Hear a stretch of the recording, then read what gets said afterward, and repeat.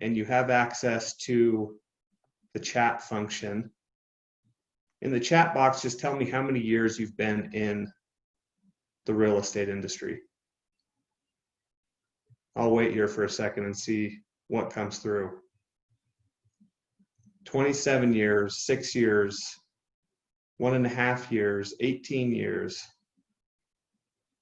3 weeks. Vanessa with 3 weeks, 2.5 months. Awesome. So we've got entire life. All right. So we've got quite the range there. From, sounds like some of you are just barely getting your feet wet in the industry, and some of you are seasoned veterans. 2 months. So tell me in just 1 or 2 or 3 words in the chat box why you decided to pursue your career in real estate. What drew you to that career path?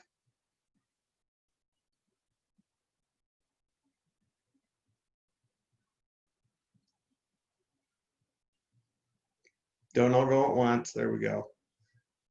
Flexibility, supplemental income, love helping people, flexibility.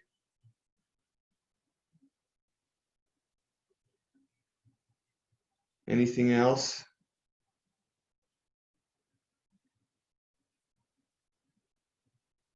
It was always Terry's plan after she stopped working in the airline business. Love people, loves home, loves homes. You're your own boss. Great. Raquel is good with people and needed something she could work with your other businesses. You love relationships with people. Jesse thinks she can do it. Yeah, I think everyone here would second that, Jesse. I think you can do it.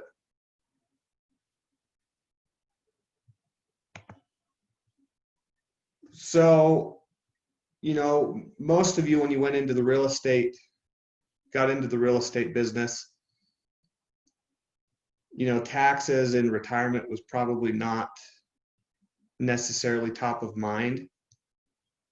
So maybe with a yes, no, somewhat, let's answer this question. Do you feel like you possess a clear understanding of tax law and how that affects your business and your personal financial situation? No, not at all. Not really. No. Anybody else want to chime in?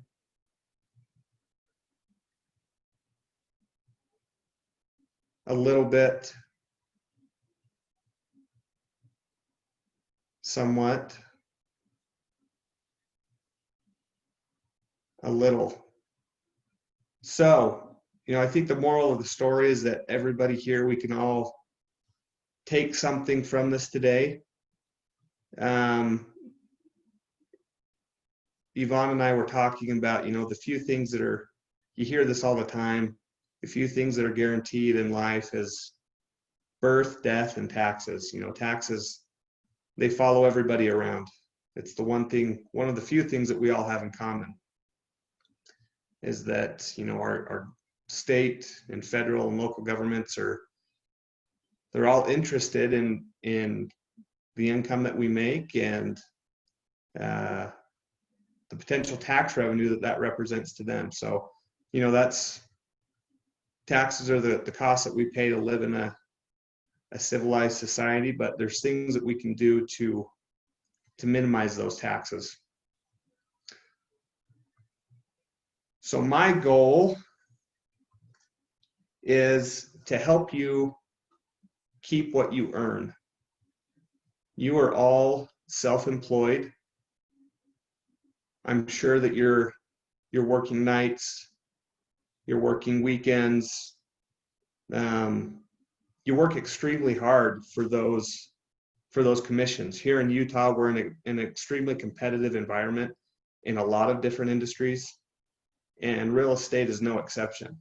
It's a very competitive industry here in Utah. And so every deal that you make, every commission that you earn, you know, it's critical that you keep as much of that as you can. So that's really our goal, is to help clients strategize and plan in such a way that they can keep the wealth that they're building. So we're going to talk about your specific situation.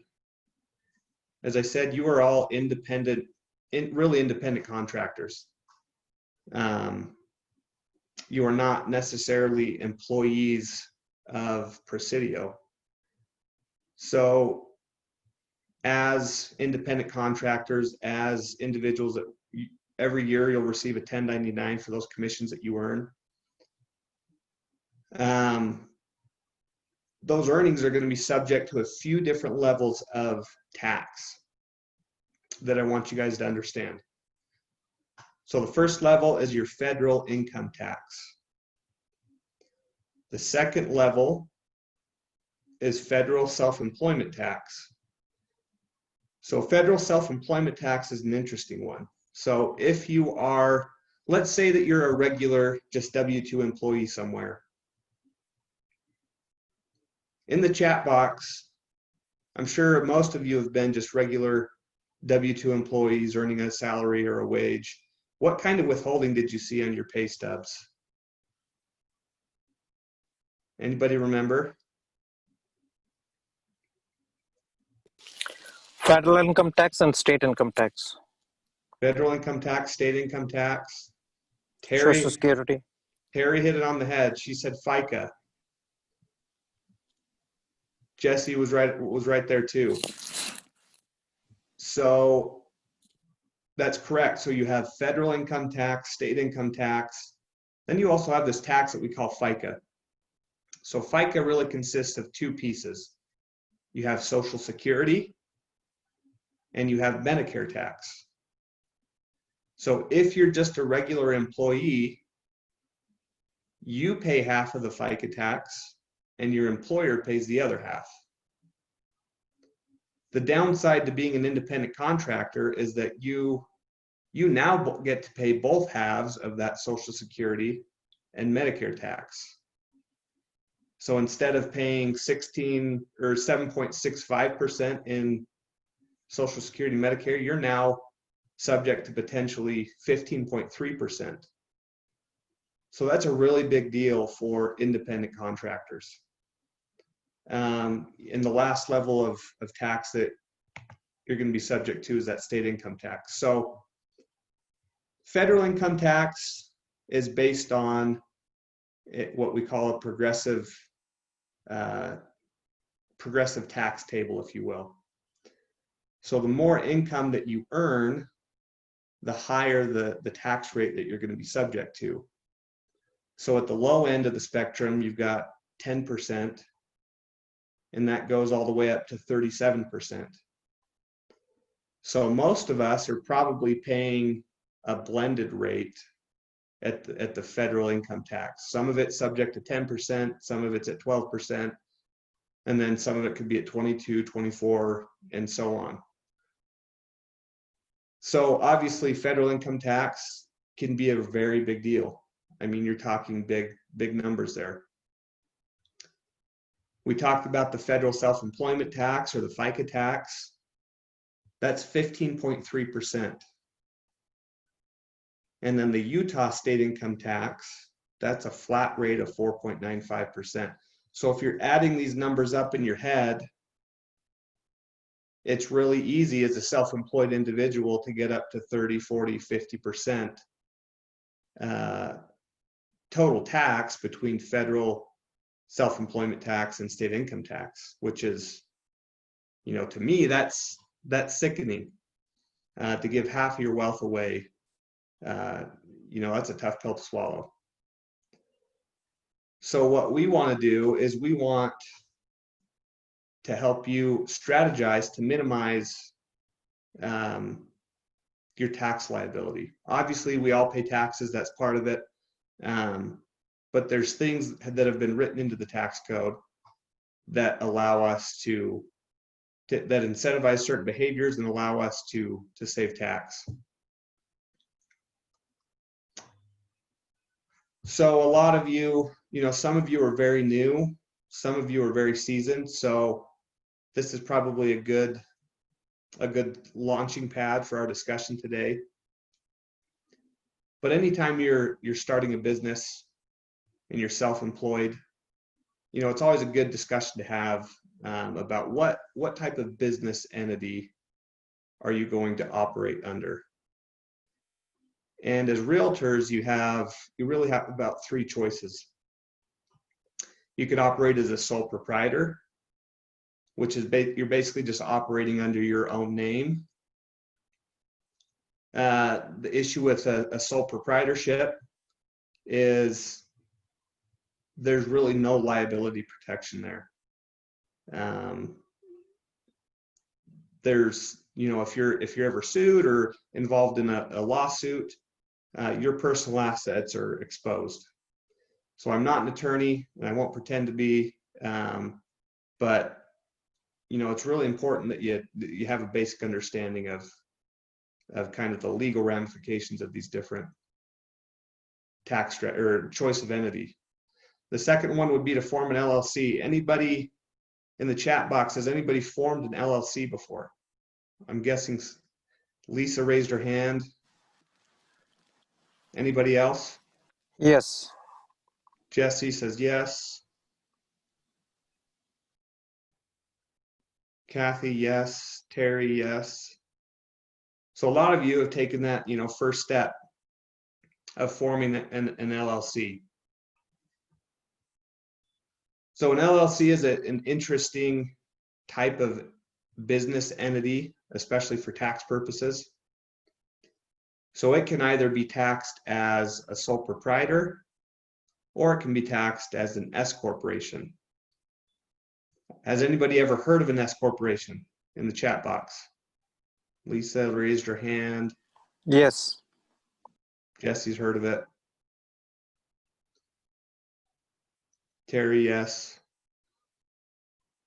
So really, an S corporation, an LLC taxes an S corporation. So for legal purposes, it is still an LLC. That does not change anything regarding the legal structure and nature of the entity. The S corporation status is just a tax election that we file with the IRS, telling them that this business is electing to be taxed as an S corporation. We'll talk about what that means. So obviously you've got three choices here, and there's different tax ramifications depending on what choice you make. So sole proprietor or single member LLC. So for tax purposes, the advantage is these are very simple structures, very straightforward. Your income that you earn, the commissions that you earn from either the sole proprietorship or the single member LLC, those can be reported on your individual tax return. With a sole proprietorship or a single member LLC, you don't have to file a separate business return, which is nice. It's simple. And then, as we discussed, a single member LLC offers you that legal liability protection.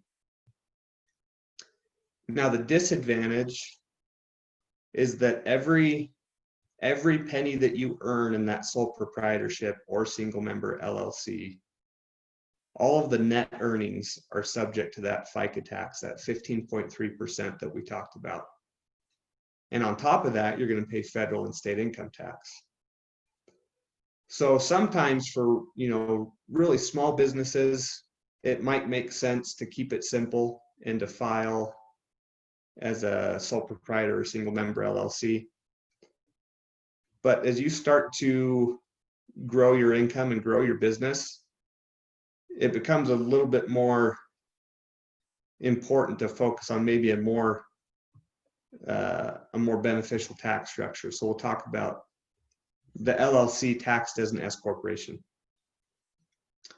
So this is one that confuses everybody.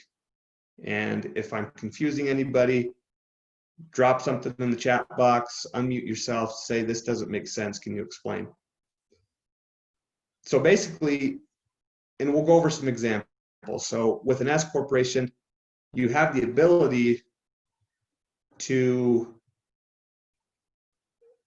escape some of that self-employment tax that we talked about, that 15.3%.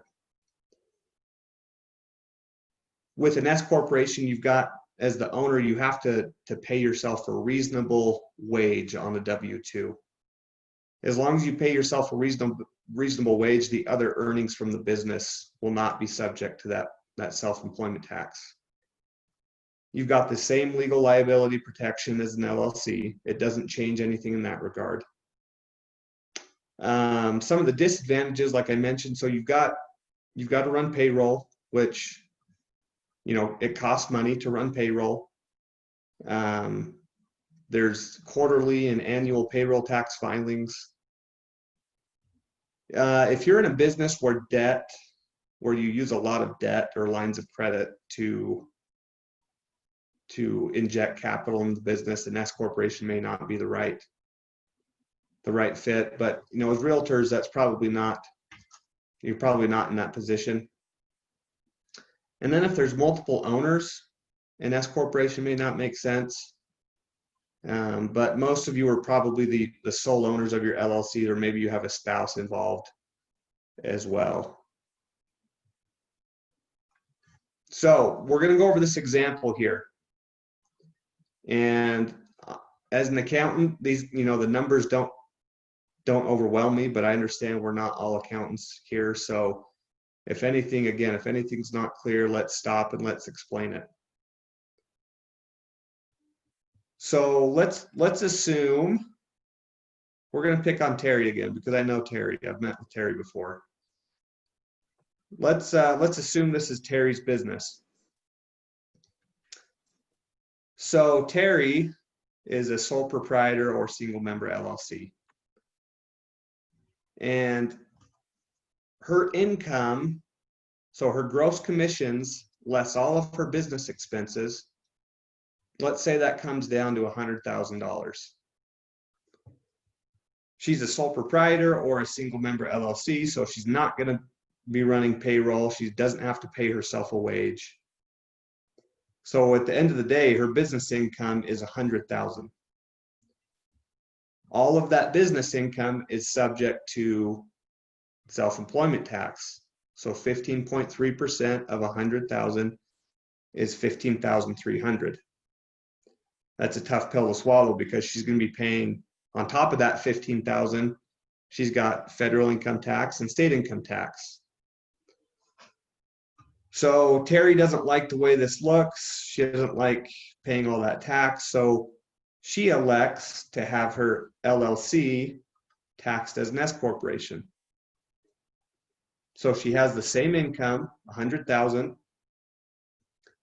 Of that $100,000, let's say she's going to pay herself a $40,000 wage.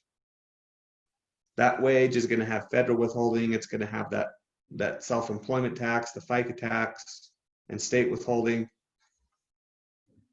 And then this other $60,000 of income, of business income, that's left over after she pays herself, she doesn't have to pay self-employment tax on that.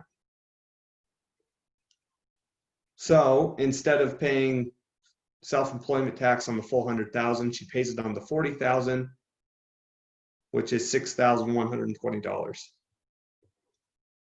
So under this example, the S corporation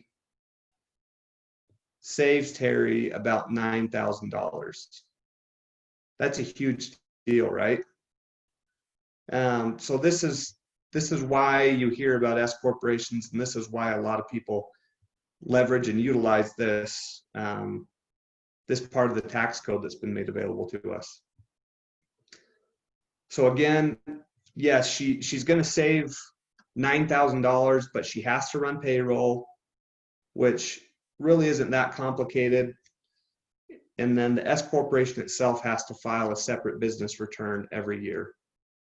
So there's a little bit of extra cost involved with that, but the tax savings obviously far outweigh any of the extra costs that she'll incur. So what is best for you? Does anybody currently utilize an S corporation? Drop that in the chat box.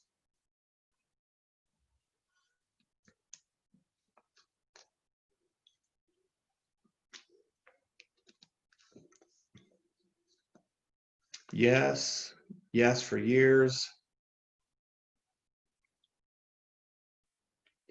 Good. So you guys probably have some experience with that.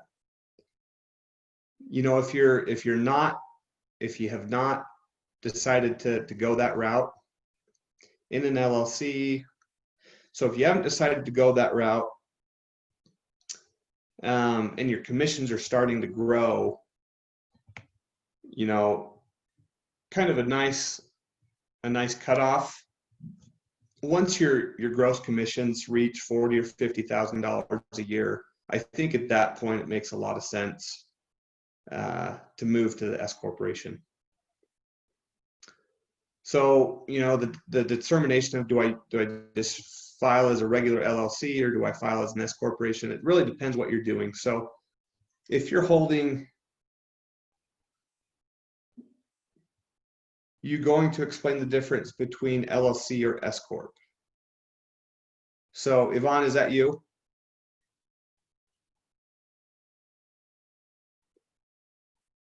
Presidio training. I'm assuming that's Yvonne. Yvonne, do you want to unmute yourself and clarify your question there for me?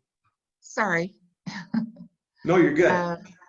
I know there is a tax difference between being an LLC and an S corp, but I formed my S corp like, gosh, 15 years ago or more.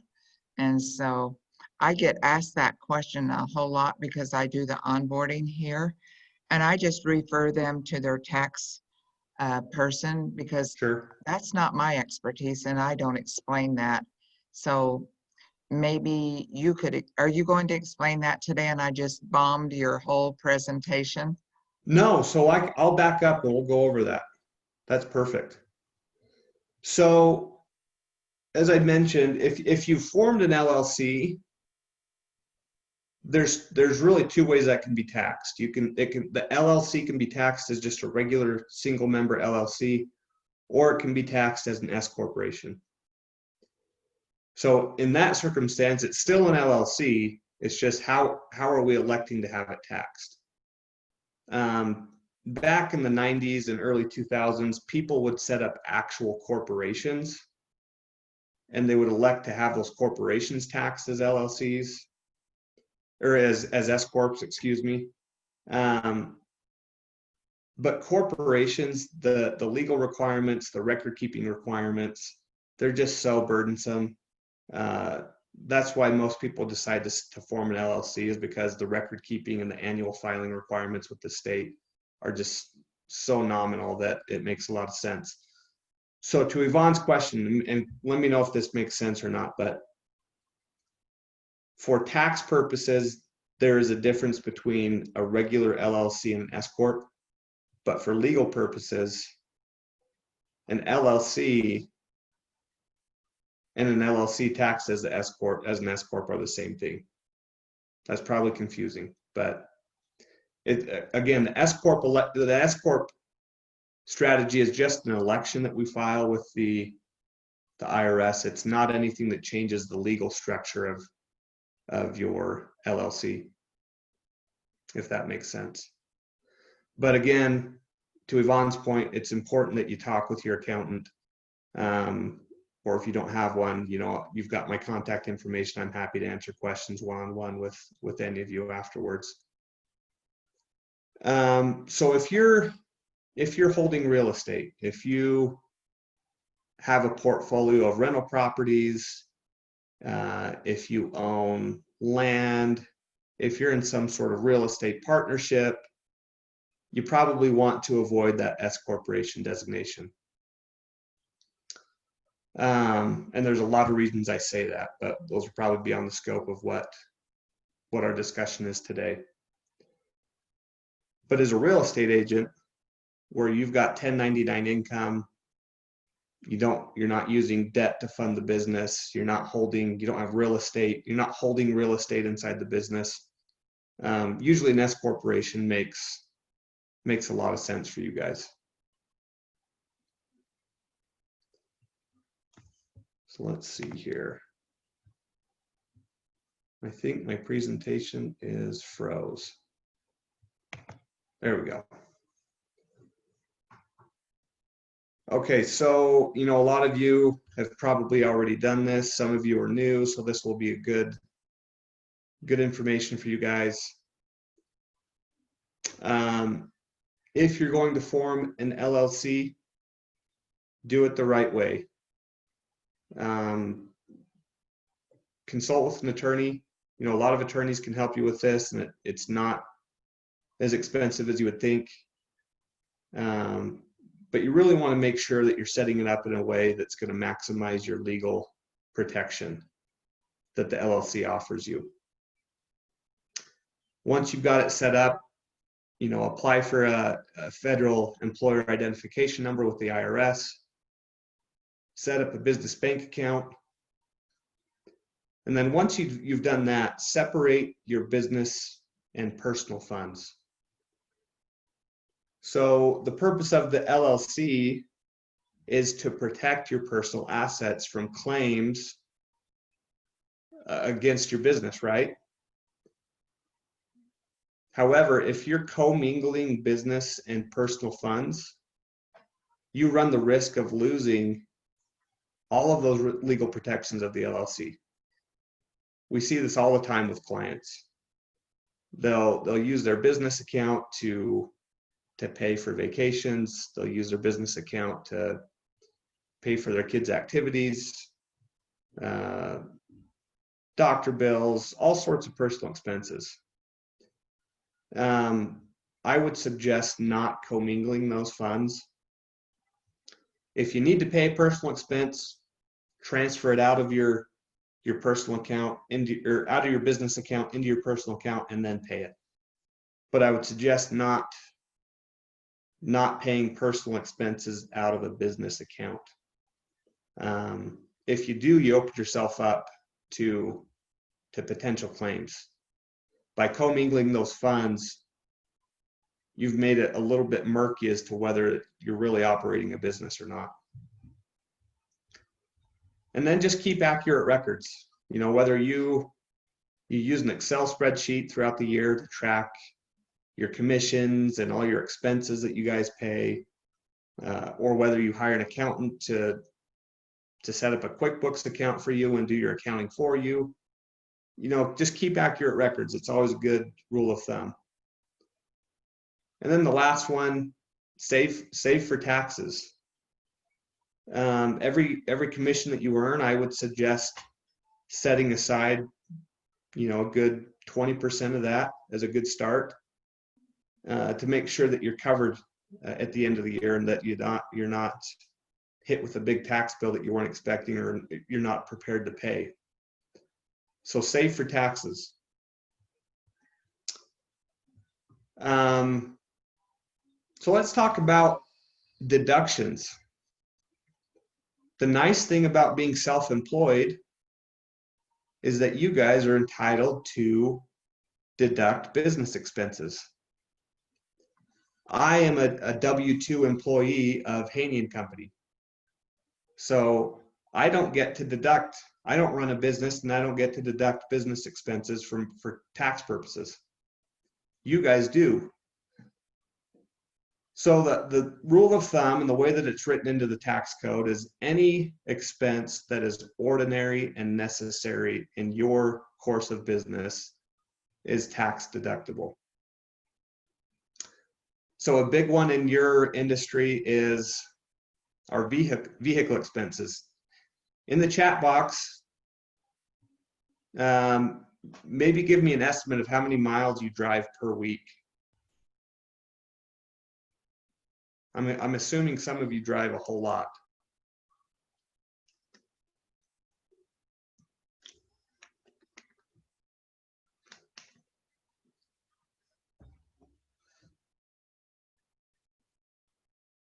300. Wow. It's a lot of miles. So about 15,000 miles a year for Lisa. So when it comes to vehicle expenses, oh, she lives in Idaho. I grew up in Idaho. So if you noticed when I had my contact information up on the screen, I have an Idaho cell number. I've had it for 13 years and I've just never bothered to change it. So anyways, when it comes to vehicle expenses, you've got two options. You can track your miles, and for every mile that you drive for business, you get to deduct 57.5 cents per mile. In order to take that deduction, you've got to keep accurate records though. If you're ever under audit and you do not have some sort of mileage log that says how many miles you drove, where you went, and what you were doing, the IRS will just come in and disallow that deduction altogether. So if you're going to use the mileage method, you need to keep a log. And then you have the actual expenses method. So with the actual expenses method, you're able to depreciate the cost of your vehicle. And depreciation is a very popular one. The tax code, and the reason it's popular is the tax code allows, if you have a vehicle that's over 6,000 pounds, you're able to expense the full cost of that vehicle in the year that you buy it for tax purposes. What if, all right, so Terry has a question here. Let's stop and answer this. What if I have one car that I only use for real estate and have a different car for personal? So Terry, are you talking about whether you still need to keep a mileage log? Yeah, just basically what I need to do in this circumstance. Yeah, if it's used 100% for business, you may not necessarily need to track the mileage, but I think it's still a good idea to keep a log of where you went and what you were doing. Okay. You know, the IRS, when if they ever come in and look at something, they're not going to give you the benefit of the doubt. So the more documentation, the more substantiation that you have, the stronger the case that you'll be able to fight them off, you know. So, but even if it's 100% business use, but you don't have some sort of record, the chances of you being able to support that deduction are very low. So when you say record, every day write down where I went? Well, we can talk about this. So there's a good, Yvonne says there are apps, Everlance and IQ Miles who track your miles. So that's a great point. So I've got an app on my phone called Mile IQ. And so when you have that app, it tracks your movements every time you get in the car and drive. And then if it's business, I think you swipe right. If it's personal, you swipe left, and it just separates all of those miles for you. So you don't have to go in and write down the miles. You don't have to write down anything. And it allows you to put notes in there. So that's probably the easiest way to track those, is to use some sort of app on your phone. And then at the end of the year, it sends you reports every month. It'll say you drove this many miles this month, and this many were personal, and this many were business. And then at the end of the year, you get one big report that says this was your total mileage for the year, and this is where you went.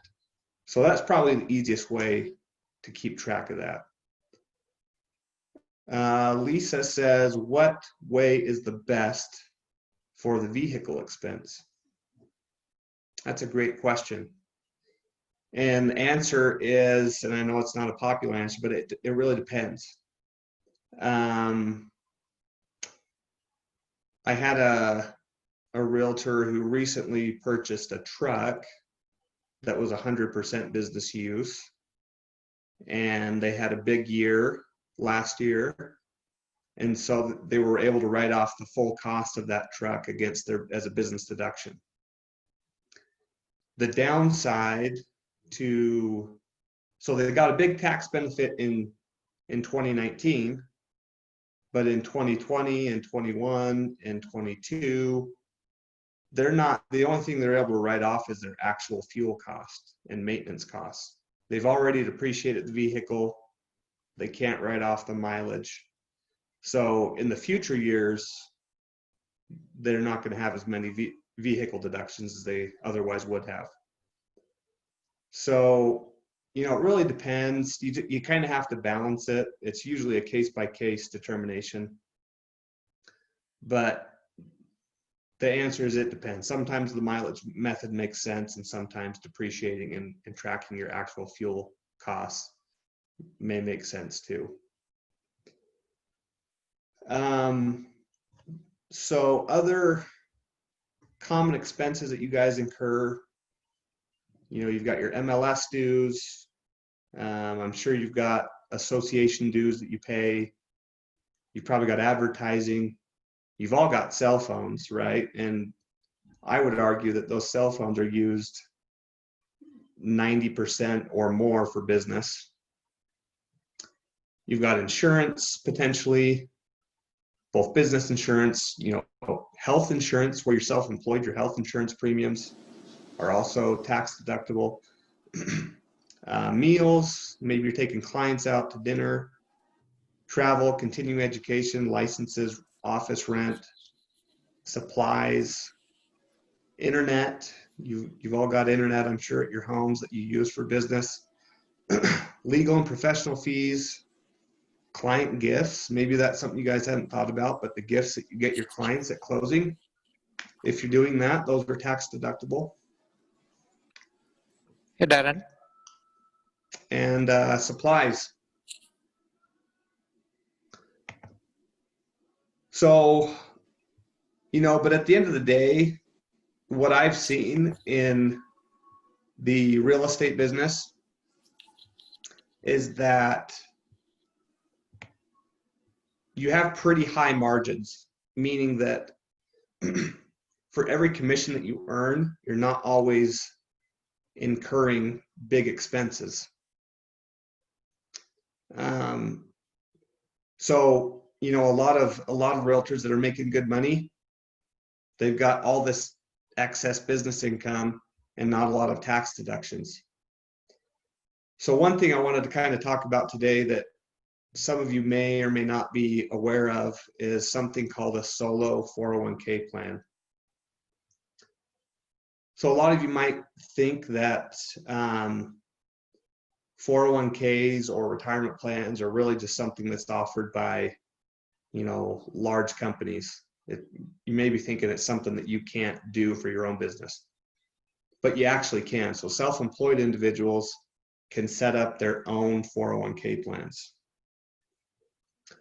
So for the 2020 tax year, if you are under age 50, you can contribute up to $57,000 tax-free to a 401k plan. If you're over 50, there's a catch-up contribution. So you're able to contribute a little bit more because you're closer to retirement. And you're able to contribute $63,500. And then I included a little pro tip here. So if your spouse is employed in your business, they can also contribute to your business's 401k plan, which would allow you to double up on your 401k tax deductions. And so contributions to a solo 401k, you can make those on a pre-tax basis, which saves you tax now, or you can make those on a Roth basis, which means you don't get the tax deduction now, but when you pull those Roth dollars out at retirement, they're tax-free. 401ks are a great way to minimize taxes, save for retirement, and diversify your investment portfolio.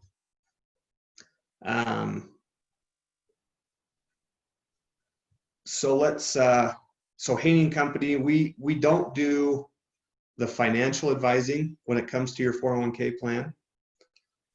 what we really do is we handle all of the compliance work. So a 401k plan has to, we help you design your plan, we help you draft all your plan documents, and then all of the accounting and annual administration that's required by the IRS and Department of Labor, we do that for you. And then we just help you plan to maximize your annual contributions. So Kathy's got a question here. She says, do you contribute it straight from your business account? So the answer is yes. With a 401k, there's really two types of contributions.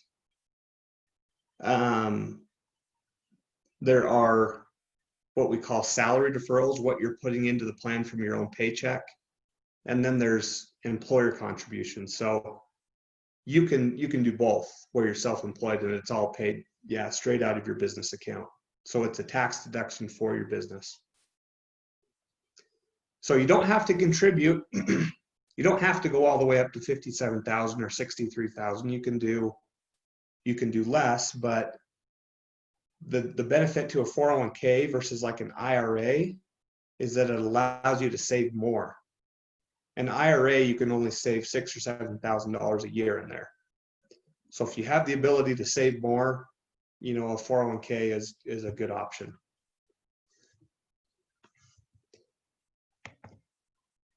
So moving on from 401ks, so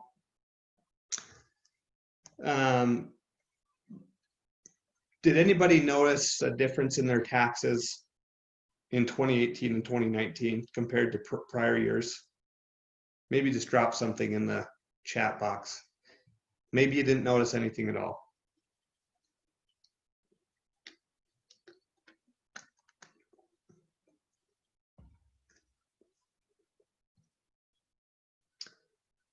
So nothing's come in yet, but so in 2018, yes, had to pay more. I believe I paid less tax. Interesting. So there were some changes to the tax law. There was some tax reform passed back that became effective January 1st, 2018. And part of that tax reform really benefited small business owners in the form of what we call this qualified business income deduction. So going back to our example here, so this qualified business income deduction, in this example, if you had $100,000 of net income from your business, the government is going to give you a 20% deduction or $20,000 just as a tax incentive for you guys. You don't have to pay anything. You don't have to put any money anywhere. It's just basically a free deduction for small business owners. And it's generally available to businesses that hold real estate, realtors, sole proprietors, single member LLCs, partners in a partnership, and S corporation shareholders. So if you don't think that you took advantage of that deduction in 2018 and 2019, it may be good to look at those prior years and see if there's something that we can do to recapture that. A lot of you have probably dealt with like-kind exchanges. So, this is where pieces of property are exchanged for another piece of property. You used to be able to do this with both real estate and personal property. The tax legislation change in 2018 made changes to that law, and so now you can only do like-kind exchanges of real property, land and buildings. So that was a big change. But like-kind exchanges are still a big deal, and you may have clients that want to avoid capital gains when they're selling a property. So if they do a 1031 or like kind exchange, they can avoid that. So if you've got clients or if you're looking at doing that, I'd be happy to help there.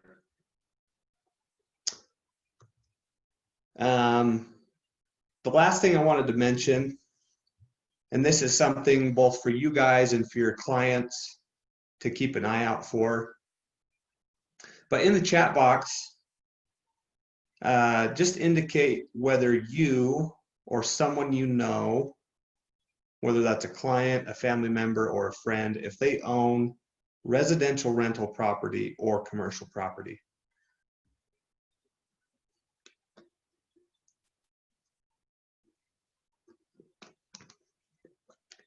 Yes, yes, yes. So probably most of us, right? Especially you guys in the real estate business, you probably know a lot of people. The downside from a tax perspective, when you purchase a residential or commercial property, is that the cost of that building for residential properties, it's the cost of that building is spread over 27.5 years.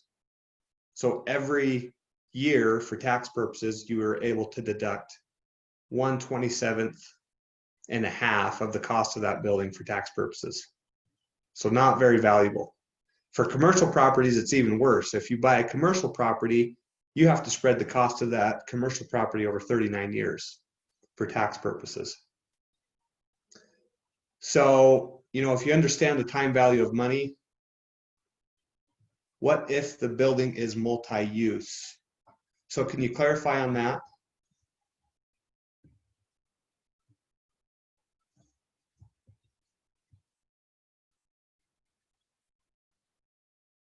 Do you want to unmute yourself? I can't see a name here. Bogja, it looks like.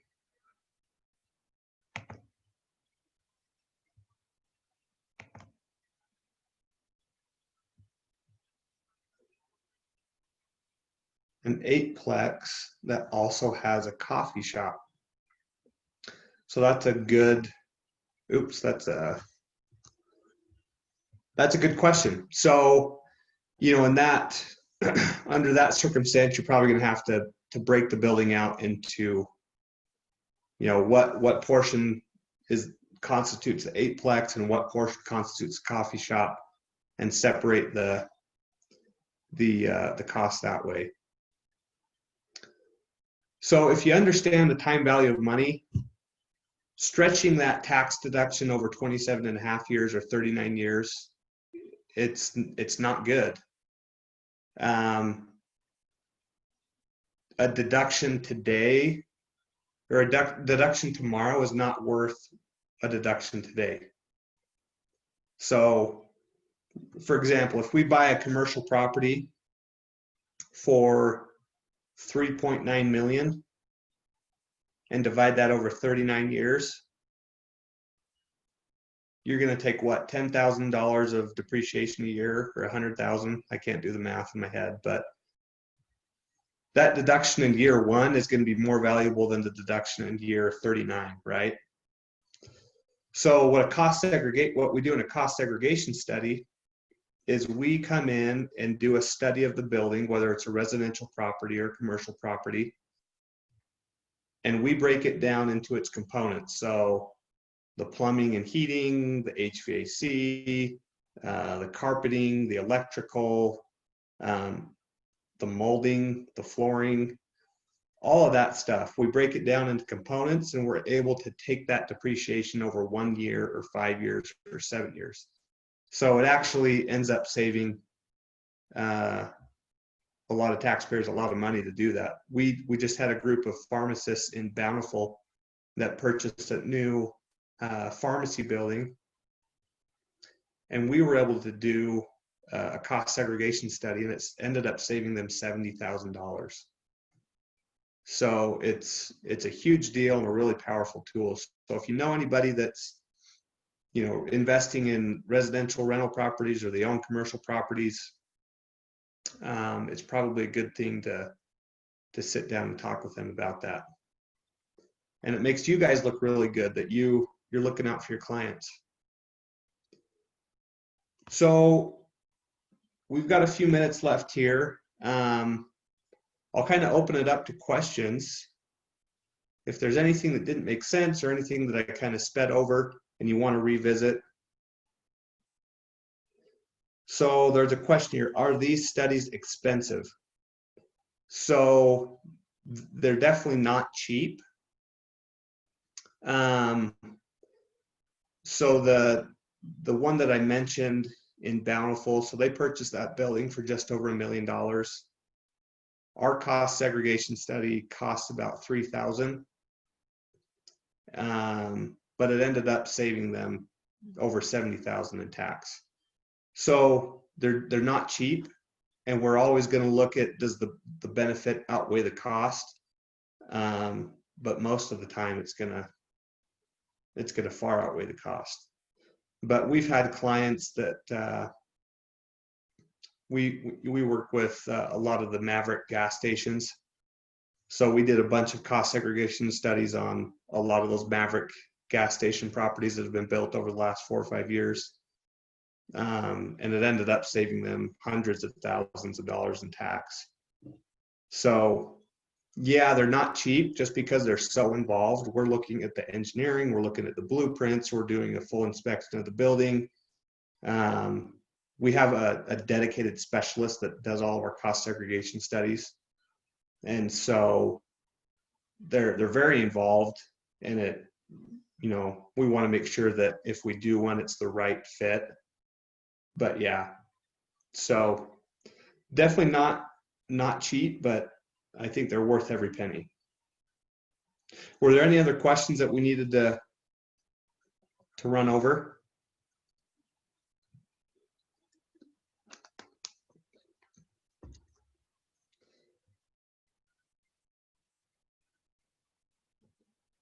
It doesn't look like it. Aaron? Jesse? Yes, I think I want to go over your meal deduction because I think last year they changed. There is no longer every meal is deductible, I think. That's a good question. So meals, only 50% of the cost of the meal is deductible. So that did not change. The one thing that did change is entertainment. So if you take a client to a jazz game, or you take them to a concert, or anything like that that's entertainment, that is not tax deductible. But the meals continue to be 50% deductible. That's a good question. Thank you. That's not the answer I wanted. I think that's really sad. It is. Because it's so important to take your clients out to eat once in a while so you can show some love. Yeah. Now there is an exception for employers. So if employers are, doing a Christmas dinner or an awards banquet for their employees or their company, under certain circumstances, those meals can be 100% deductible as well as the entertainment. But if it doesn't fit that criteria, typically the meals are only 50% deductible, and the entertainment is not deductible. I like that. Our broker spends like $20,000 on our Christmas party. So Yeah. that's wonderful. I did not know that.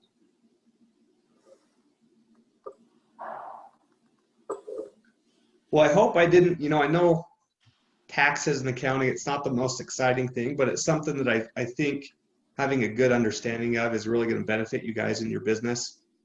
But at the end of the day, what I tell my clients is, yeah, we want them to have a good understanding of what's going on. But at the same time, we want them to focus on their core business. Their core business is not accounting, it's not tax. So that's where we're here as partners and advisors to really take that burden off of their plate and to do a lot of that planning and strategizing for them. So if I'll throw my contact information up here again. If you want to schedule a one-to-one, it's really pretty simple. So if you go to calendly.com/DarrenCPA, it'll take you to this website that gives you the option to pick a 15-minute meeting, a 30-minute meeting, or a 60-minute meeting. You click, you drop in your name, it sends an invite to me and an invite to you, and it blocks off that time on my calendar. And it sends you a Zoom link so we can meet up on Zoom. But if there's things that, maybe weren't clear, or maybe there's personal things that you didn't want to discuss in a group setting, let's set something up and let's talk and see what we've got going on. If you've got questions or anything, always feel free to email or text or call me. I'm happy to be an open book for you guys. So, but Yvonne, if that's, you're welcome. Thank you for the class, they said. You're welcome. Yvonne, I'll turn the time back over to you if there's anything that you want to touch on. Okay, don't go away. Just want to remind you, we only have 5 spots left for Ninja. And this training, I think Jeff and I've told you a million times how wonderful it is, how you need to be there for it. And Darren, I want to know where in Idaho you were raised. I grew up in Idaho Falls. Okay. I Yeah. raised my family in Soda Springs, and I knew some Fulmers, so I thought, what's the chance? I just wish Well, every brand new agent would have been here today. Great information. I'm going to be directing them. We recorded this, so I will direct them to go watch this.